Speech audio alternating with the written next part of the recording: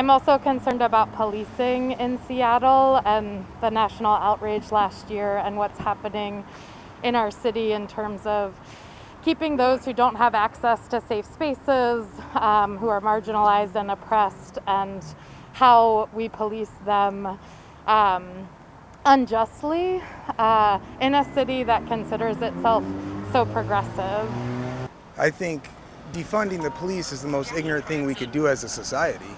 I mean, our police are what keep us safe. They're out there every day working hard for us, keeping us safe, protecting them, and then we want to defund them. And then where does that leave us now with the problem we got? Look at the crime rates in Seattle right now.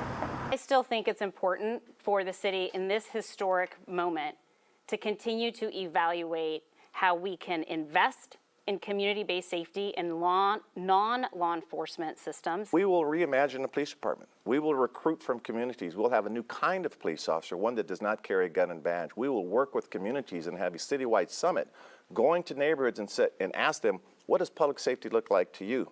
But make no mistake about it, in her approach, and she is on record saying she's going to defund by 50%. Seattle is a city that actually didn't let up on a lot of the pressure. And so what we've seen is even the more moderate candidates having to address police accountability. And really the question is reform. And you hear terms from the more moderate candidates like fully funded police reform, where they're saying, yes, there need to be changes.